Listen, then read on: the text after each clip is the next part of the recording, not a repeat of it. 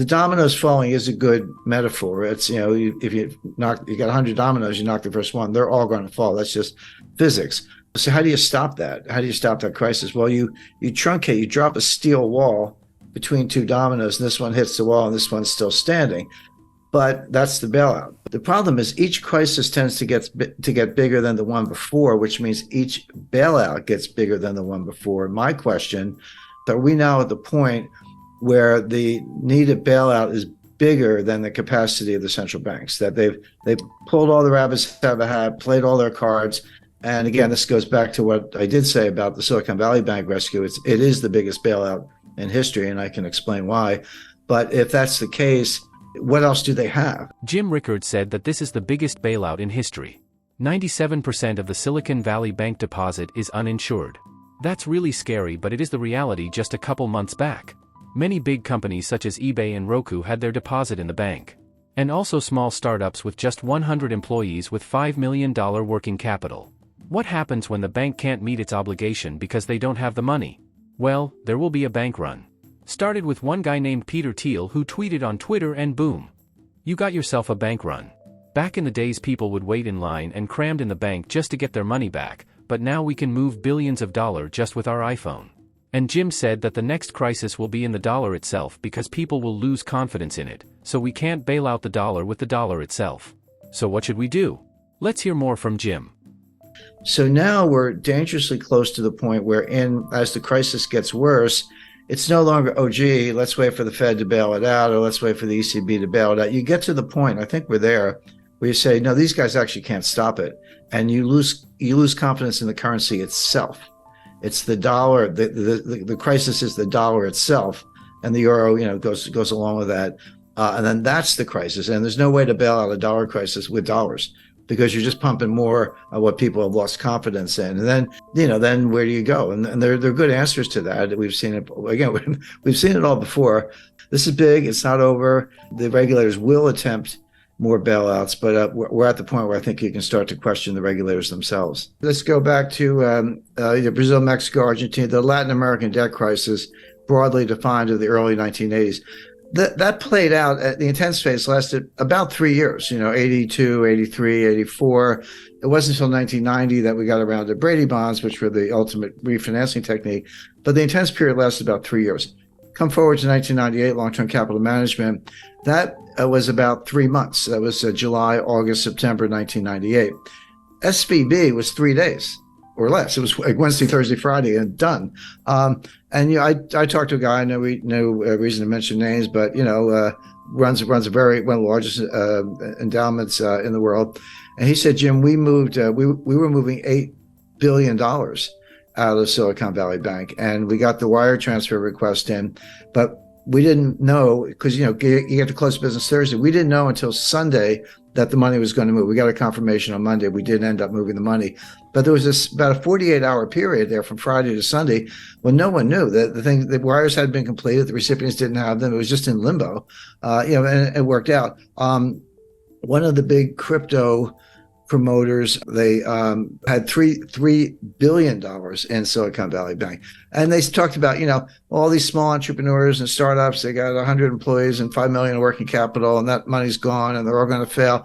There was something to that. But the fact is, you had Roku, Cisco, eBay. I mean, there were huge companies with multi-billion-dollar deposits in that bank. It wasn't all a bunch of little guys. So, but yeah, you can. In the old days, you had to line up around the block, and maybe it was raining. You're standing there in the rain, waiting for your turn to get up to the tower. Now you can be in line at McDonald's, with your cell phone, and just a couple hits, QR code, and boom, $10 million is gone. And what Peter Thiel did, and he was right. I mean, I'm not criticizing him. He got his own money up, but he sent out like an SOS to Silicon Valley. He said, all of you, whoever you are, get your money out now.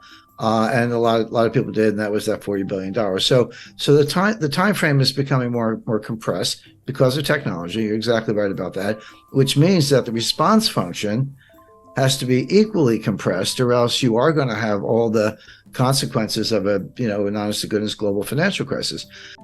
Imagine you're a small business with a working capital of over $250,000. And then some weird thing happened and you can't get your money out of your bank.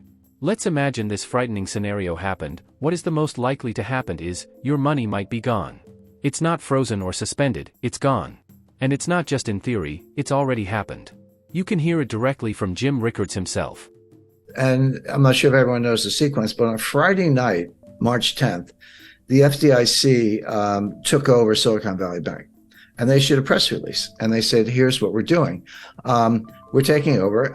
We're putting it into what's called a receivership. Anyone with $250,000 or less, your deposits are fully insured. No worries. You'll have your money Monday morning. And over $250,000, your deposits are gone. They didn't say frozen. They didn't say suspended. They said gone. And they gave you a receivership certificate, basically an unsecured printed up IOU from the FDIC, but not money. And it's a receivership certificate. And they said, hang on to them. In effect, we're going to sell assets. And as and when we realize proceeds from assets, we'll give you something. We'll give you distributions on these things. Don't know how much, don't know when. We'll do the best we can. Remember in the RTC days in the early 90s, it took them 2 years, and they were very efficient. I worked with them at the time. We were in their offices when we were sitting on boxes because they didn't even have furniture, but they were doing deals. So they had the right attitude, but that took 2 years. So and that was it. Well, that's when I called the billionaire crybabies came out in force. Bill Ackman, all these guys. Oh, you got to save us. I was like, well, you got to trade on Bill. $5 billion is not enough. But anyway, they pounded on the White House all weekend. Now here's something that very few people. See, almost nobody knew at the time except the management, although they seemed to be asleep at the switch. Everyone's like, startups, venture capital. There's a lot of truth to that. 97% of the deposits of Silicon Valley Bank were uninsured. And by the way, that's my new metric for assessing banks. You used to look at, working capital and debt equity ratios and, bad assets, governments. There are lots of ways to measure the health of a bank. But the most relevant way right now is, and this is publicly available, take the ratio of uninsured deposits to total deposits.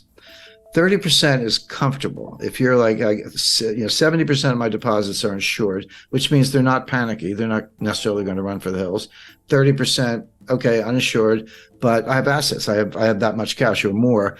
That's a comfortable ratio. When you get over 50, you're in the danger zone. Well, Silicon Valley Bank was 97% uninsured, which meant all the money was going to run, and it did. So that's a way, if you're looking at these big banks or any institution or your own savings institution, to look at it. We're not getting political here, but anything that go woke will go broke.